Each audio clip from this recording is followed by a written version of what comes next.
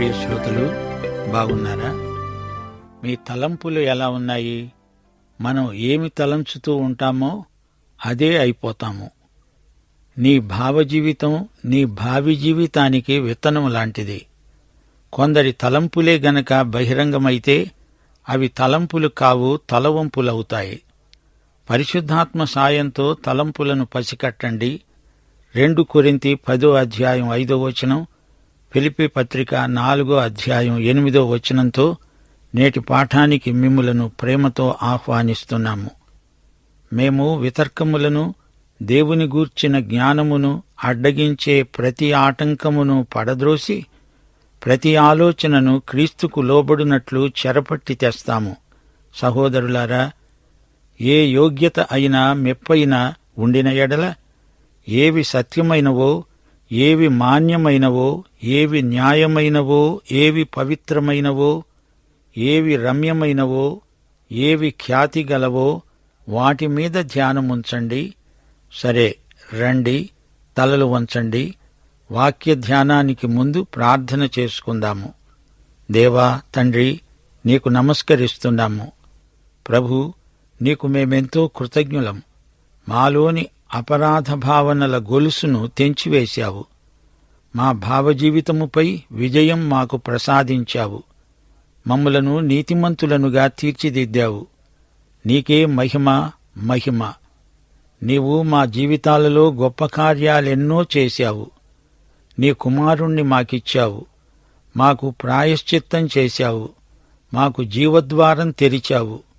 ప్రభు, లోకమంతా నీ స్వరం వినాలని ప్రార్థిస్తున్నాము.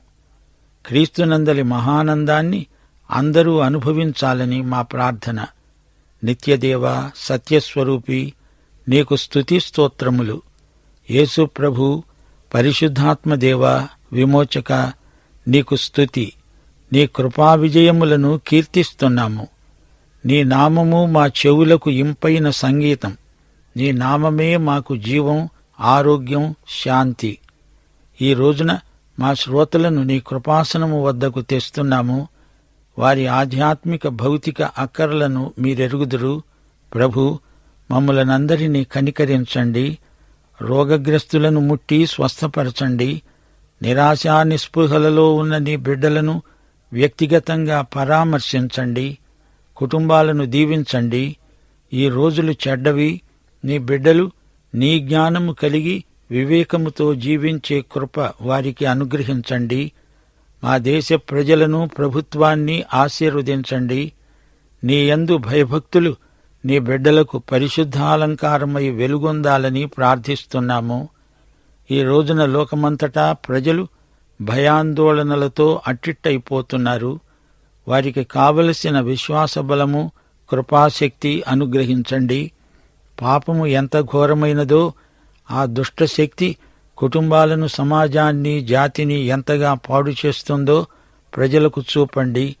మాకందరికీ వాక్యాశీర్వాదములు, సహవాసాశీర్వాదములు, సంఘాశీర్వాదములు సమృద్ధిగా దయచేయమని, సైతానీయ అంధకార శక్తులను లయపరచుమని యేసుక్రీస్తు వారి దివ్య శుభనామమున ప్రార్థిస్తున్నాము తండ్రి. ఆమేన్. సోదరీ సోదరులారా, ఈ రోజున మనం హెబ్రీ పత్రిక 4:6-12 వరకు పాఠం చెప్పుకుంటాము. సావధానంగా వినండి. దేవుడంటున్నాడు, ఎవరో కొందరు విశ్రాంతిలో ప్రవేశిస్తారు అనే మాట నిశ్చయము గనుక ముందు సువార్త విన్నవారు అవిధేయత చేత ప్రవేశింపలేదు గనుక నేడు మీరాయన మాట విన్న ఎడల మీ హృదయాలను కఠినపరచుకోవద్దని వెనుక చెప్పబడిన ప్రకారము ఇంతకాలమైన తరువాత దావీదు గ్రంథములో నేడు అని ఒక దినమును నిర్ణయిస్తున్నాడు. శ్రోతలు, అపుస్తలుడైన పౌలు విశ్రాంతిని గురించే మాట్లాడుతున్నాడు. విశ్రాంతిని గురించిన వాగ్దానం నిలిచి ఉంది. పాత నిబంధన కాలంలోని ఇశ్రాయేలీయులు అందులో ప్రవేశించలేకపోయారు. అందుకే దావీదు కీర్తనల గ్రంథంలో విశ్రాంతిలో ప్రవేశించే రోజు అనేది నిర్ణయించబడింది అంటున్నాడు. అసలు రహస్యమేమిటంటే, ఇశ్రాయేలీయులు పూర్తిగా ఈ విశ్రాంతిని పోగొట్టుకొని దూరమైపోలేదు. మోషే కాలంలో పోగొట్టుకున్న మాట నిజమే అయినా యెహోషువ నేతృత్వంలో ఆ తరువాతి తరం కనానులో ప్రవేశించారు గదా. అయితే ఒక మాట, వాగ్దత్త భూమిని గురించిన విశ్రాంతి ఒక ప్రవచన సంకేతం మాత్రమే. అది దేవుని విశ్రాంతి యొక్క నిజస్వరూపం కాదు. అందుకే దావీదు తన కీర్తనలో మరొక దినము ఈ విశ్రాంతి కోసం నియమించబడింది అన్నాడు. వారు షిలోహులో ప్రవేశించిన తరువాతి కాలంలో ఎప్పుడో ఒకరోజు వారి విశ్రాంతి ప్రవేశానికి నిర్ణయించబడింది అని దావీదు తన కీర్తనలో పేర్కొన్నాడు. 8, 9 వచనాలు. యెహోషువ వారికి విశ్రాంతి కలుగచేసిన ఎడల ఆ తరువాత మరి ఒక దినమును గూర్చి ఆయన చెప్పకపోయేవాడే. కాబట్టి దేవుని ప్రజలకు విశ్రాంతి నిలిచి ఉన్నది. దేవుని ప్రజలకు అసలైన సబ్బాతు రాబోతోంది. ఆ దినము నియమించబడింది అనే ప్రవచనం దావీదు ద్వారా పలుకబడింది. సబ్బాతు భావన ప్రవచనాత్మకమైనది. అది యేసుక్రీస్తు వైపునకే చూపుతుంది. సబ్బాతు అంటే దేవుని విశ్రాంతి. అది జగత్పునాది నుండి నిర్ణయించబడింది. ఈ దినం ఇశ్రాయేలీయులకే కాదు, విశ్వాసులందరికీ దేవుడు నిర్ణయించాడు. దేవుని ప్రజలకు విశ్రాంతి నిలిచి ఉంది. దేవుని ప్రజలంటే విశ్వాసులందరూ. 10వ వచనం. ఎందుకనగా దేవుడు తన కార్యములను ముగించి విశ్రమించిన ప్రకారము ఆయన విశ్రాంతిలో ప్రవేశించిన వాడు కూడా తన కార్యములను ముగించి విశ్రమిస్తాడు. దేవుని విశ్రాంతి అన్నప్పుడు దాన్ని భౌతిక దృష్టితో పూర్తిగా గ్రహించలేము. ప్రవేశించిన వాడు ఆయనే విశ్రమించాడు. ఈ విశ్రాంతి క్రీస్తును చూపుతున్నది. శ్రోతలు గ్రహించండి. మానవునికి సృష్టి మీద సర్వాధికారము ఇవ్వబడింది. కాని మానవుడు ఆ అధికారాన్ని నిలుపుకోలేకపోయాడు. అయితే యేసు దాన్ని చేజిక్కించుకున్నాడు. గనుక యేసుక్రీస్తునందు మానవుడు పోగొట్టుకున్నది తిరిగి పొందాడు. అలాగే దేవుని విశ్రాంతి మానవునికి ఇవ్వబడింది. అయితే మానవుడు దాన్ని పొందలేక పోగొట్టుకున్నాడు. అయితే క్రీస్తునందు దాన్ని ఇప్పుడు అనుభవించగలడు. ఆ విశ్రాంతిలో చేరగలడు. యేసుక్రీస్తు ప్రధాన యాజకుడు. క్రీస్తు దేవుని విశ్రాంతిలో ప్రవేశించాడు. దేవుని ప్రజలను దానిలోకి ఆయనే నడిపిస్తాడు.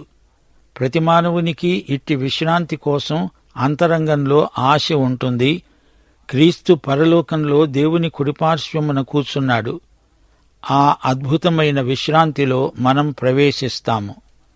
ఒకసారి దావీదు అన్నాడు, నేను గువ్వనై రెక్కలతో ఎగిరిపోతే ఎంత హాయిగా ఉంటుందో.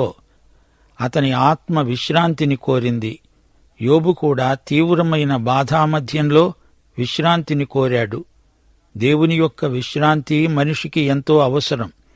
దేవునితో కలిసి సబ్బాతును అనుభవించే ఆశను ఇశ్రాయేలు జాతిపరంగా వ్యక్తం చేశారు. ఈ సబ్బాతు, శనివారం విశ్రాంతి క్రీస్తునందు కలగబోయే దానికి ప్రవచన సంకేతం మాత్రమే. కనానులో ప్రవేశించటం కూడా పూర్తి విశ్రాంతి కాదు. కనాను కూడా సబ్బాతులాగే రాబోయే దానికి సూచన. ఈ ప్రవచనం తరతరాల ప్రజల ఆశాభావం తుదకు క్రీస్తునందు పూర్తిగా నెరవేరింది. ఆయన మన మధ్యకు అవతరించి వచ్చాడు, మన మధ్య జీవించాడు, శిలువ మీద మరణించాడు, విమోచన క్రియ ముగించి ఆరోహణమై తండ్రి కుడిపార్శ్వమున కూర్చున్నాడు. పని ముగింపే విశ్రాంతి. మనం ఆయన విశ్రాంతిలో ఇప్పుడు ప్రవేశించాము. దేవునికి స్తోత్రం. యేసు మన కోసం ప్రాయశ్చిత్తం చేసి ఆయన విశ్రాంతిలోకి ప్రవేశం సరళం చేశాడు. ఇప్పుడు మనకు దేవుని యొక్క విశ్రాంతిలోకి నిరభ్యంతర ప్రవేశం లభించింది. విశ్వాసము ద్వారా మనం ఈ విశ్రాంతిలో ప్రవేశించగలుగుతున్నాము. పరలోకమందు యేసు మనకు నిత్య నివాసాలు సిద్ధం చేస్తున్నాడు. మనము నిరీక్షించే ఆ నిత్య విశ్రాంతికి సంచకరువుగా ఇక్కడే దానిని అనుభవిస్తున్నాము. ప్రియ శ్రోత, క్రీస్తు పరలోకంలో మనకు ప్రధాన యాజకుడు. ఆయన మహాయాజకత్వ పరిచర్య మనకెంతో ఆదరణ, ప్రోత్సాహం. 11వ వచనం. కాబట్టి అవిధేయత వలన వారు పడిపోయినట్లుగా మనలో ఎవడునూ పడిపోకుండా ఆ విశ్రాంతిలో ప్రవేశించడానికి జాగ్రత్త పడదాము. ఇశ్రాయేలు ప్రజలు పడిపోయినట్లు మనం పడిపోతామేమో జాగ్రత్త. వారిలాగా అవిధేయులు కాకండి. అవిధేయత, అవిశ్వాసం ఇశ్రాయేలు పతనానికి కారణాలు అని చరిత్ర నేర్పిన పాఠం నేర్చుకోండి. వారి తొట్రుపాటును మీరు అనుకరించకండి. 12వ వచనం. ఎందుకనగా దేవుని వాక్యము సజీవమై బలము గలదై రెండంచులు గల ఎటువంటి ఖడ్గము కంటెను వాడిగా ఉండి ప్రాణాత్మలను కీళ్లను మూలుగను విభజించునంత మట్టుకు దూరుతూ హృదయము యొక్క తలంపులను ఆలోచనలను శోధిస్తున్నది. ప్రకటన గ్రంథం 19వ అధ్యాయం 15వ వచనం. ఆయన నోటి నుండి, అనగా యేసు ప్రభువు నోటి నుండి వాడిగల ఖడ్గము బయలువెడలుతున్నది. యెషయా గ్రంథం 11వ అధ్యాయం 4వ వచనం. ఆయన తన వాగ్దండముతో కొడతాడు, అది ఆయన పెదవుల ఊపిరి. ఇది దేవుని వాక్యమనే ఆత్మ ఖడ్గం, సర్వాంగ కవచములో ఒక భాగం. హెబ్రీ పత్రికలో దేవుని వాక్యమంటే దేవుని పలుకు, మాట, దేవుని తీర్పు. వెనకటి ఇశ్రాయేలీయులకు ఈ వాక్యమే తీర్పు తీర్చింది. నా విశ్రాంతిలో ప్రవేశించరు అన్నదే ఆ తీర్పు. దేవుని వాక్యము, దేవుని కుమారుని నోట వెలువడే ఈ వాక్యము నాడు నేడు ప్రజల అవిధేయతకు, అవిశ్వాసానికి తీర్పు తీరుస్తోంది. దేవుని వాక్యము సజీవమైనది, బలము గలది, ప్రభావము గలది. దేవుని వాక్యం కార్యకారి, కార్యసాధకం, కార్యానుకూలమైనది. దేవుని వాక్యంలో దేవుని జీవమున్నది.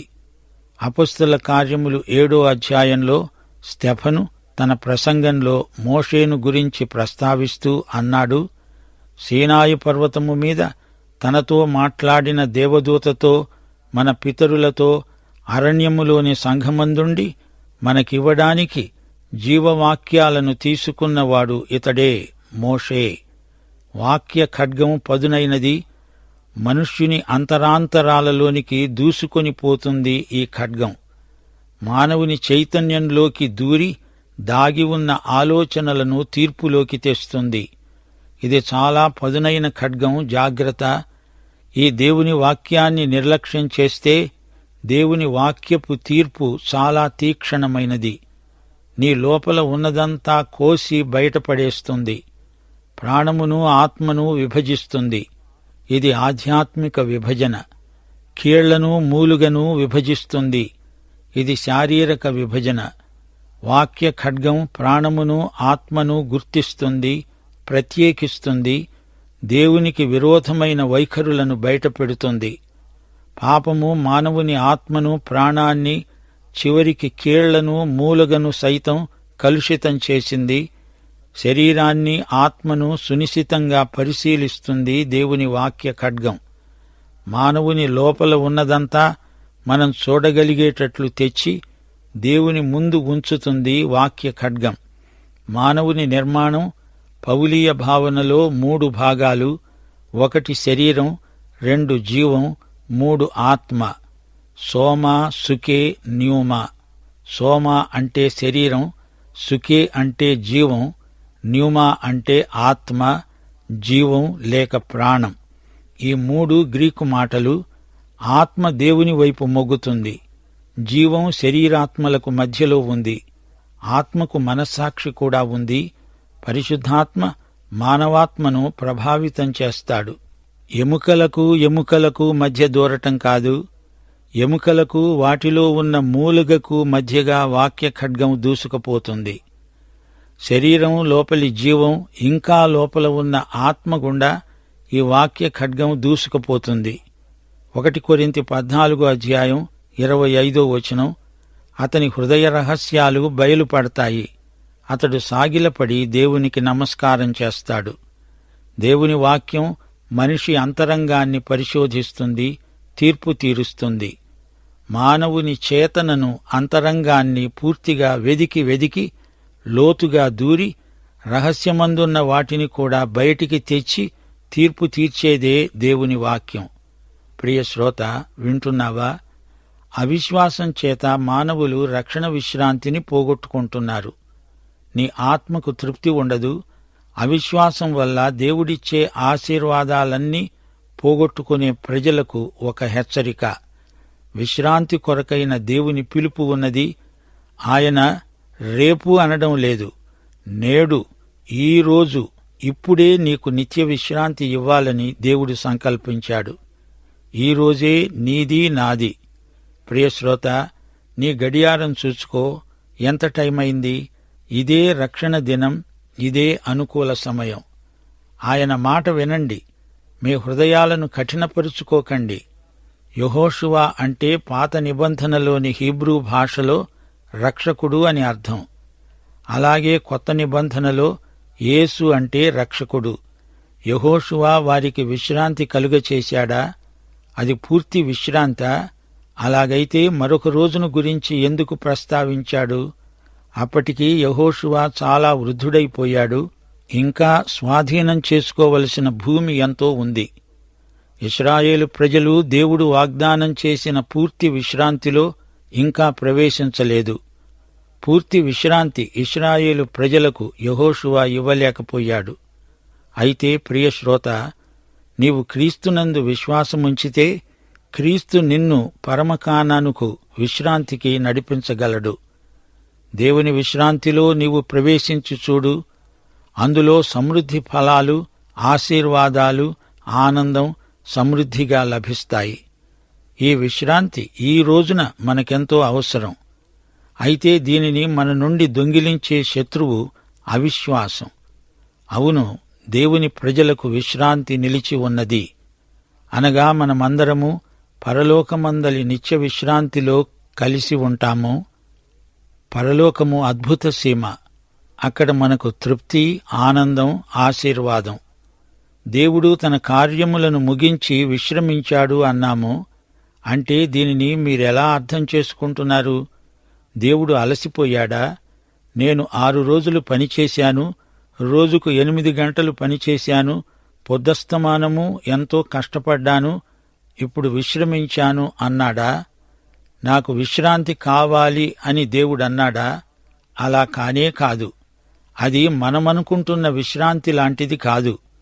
సంపూర్ణత అనే విశ్రాంతి, ముగిసింది అనే భావనలోని విశ్రాంతి. సృష్టి ముగిసింది. అప్పటి నుంచి దేవుడు మళ్లీ సృష్టి చేయలేదు. దేవుడు చేసిన సృష్టి సమగ్రం, సంపూర్ణం. అందలి ప్రతి అణువును, పరమాణువును దేవుడే సృజించాడు. అయితే ఈ విశ్వంలో కొన్ని మార్పులు జరుగుతున్నట్లు కనిపిస్తోంది. అది ఏర్పాటులో మార్పే కాని వస్తుతః సృష్టి ఒకేసారి ఆయన చేసిందే. అయితే దేవుడు క్రీస్తునందు నూతన సృష్టి చేశాడు. ఈ నూతన సృష్టి ఎక్కడ ఆరంభమైంది? అదిగో కల్వరి గిరిని చూడండి. పెంతెకొస్తునాడు నూతన సృష్టి రూపుదిద్దుకున్నది. 2 కొరింథీ 5:17 ఎవడైనను క్రీస్తునందున్న ఎడల వాడు నూతన సృష్టి. పాతవి గతించాయి, ఇవిగో కొత్తవయ్యాయి. దేవుడు ఈ రోజున సృష్టిస్తున్నది కొత్తగా దేవుని కుమారులను, కుమార్తెలను. క్రీస్తునందలి విశ్వాసం వలన నూతన సృష్టి అవుతారు. వీరికి దేవుడు విశ్రాంతిని వాగ్దానం చేశాడు. దేవుడు మనకు పరలోక విశ్రాంతిని వాగ్దానం చేశాడు. అయితే అదే విశ్రాంతిని మనం ఇప్పుడే అనుభవించగలం. పరలోకం వైపు మనం నడిచే మార్గమంతా పరలోకమే. దేవుడు విశ్రమించాడు, తన పని ముగించాడు. నీ రక్షణ విషయంలో నీవేమీ చెయ్యనక్కర్లేదు. మనకు ఎట్టి యోగ్యత, అర్హత లేదు. దేవుడు చేసి ముగించిన పనికి ఎవ్వరూ ఏమీ చేర్చలేరు. ఆయన దృష్టిలో మన స్వనీతి మురికి బట్టలు, బట్టపేలికలు. దేవుడు మన నీతిని అంగీకరించడు, గుర్తించడు, ఆమోదించడు. అసలు మనకు నీతి లేనే లేదు. యేసు ఇచ్చిందే నీతి. రోమాపత్రిక 3:10 నీతిమంతుడు లేడు, ఒక్కడూ లేడు. గ్రహించేవాడెవ్వడూ లేడు. దేవుణ్ణి వెదికేవాడు ఎవ్వడూ లేడు. యేసు ప్రభువు మనకు ఇచ్చేది సంపూర్ణ రక్షణ. ఆయన ముగించిన పని అది. మనము క్రీస్తునందు విశ్వసించగానే నూతన సృష్టి అయ్యాము. అలాగే ఎవరైనా అవుతారు. దేవుని బిడ్డ దేవుని సంకల్ప పరిధిలోనే జీవిస్తాడు. దేవుని విశ్రాంతిలో ప్రవేశించి దేవుని పని చేస్తాడు, ఆనందిస్తాడు. దేవుని విశ్రాంతిలో ప్రవేశించడం ఎంతో ఆరోగ్యకరం. మరియా యేసు పాదాల చెంత కూర్చుంది. మార్త పనుల్లో తలమునకలై ఉంది. మార్తకు సేవ చెయ్యాలనే ఆశ ఉంది, కాని ఆమెకు దేవుని విశ్రాంతి అంటే ఎలాంటిదో తెలియదు. మరియా తన పని సకాలంలో ముగించుకొని యేసు పాదాల చెంత విశ్రాంతిగా ఉంది. మార్తకు విశ్రాంతి లేదు, పైగా నానా హైరానా పడుతోంది. మనలో ఎవ్వడూ పడిపోకుండా ఆ విశ్రాంతిలో ప్రవేశించటానికి జాగ్రత్త పడదాము.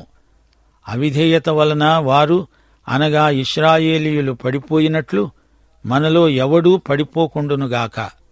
అవిధేయత చేత, అవిశ్వాసము చేత వారిలాగే పడిపోకండి.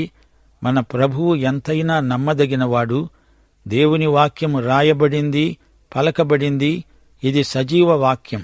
దీనికి రెండు వైపులా పదునుంది. ఇది ఖడ్గం.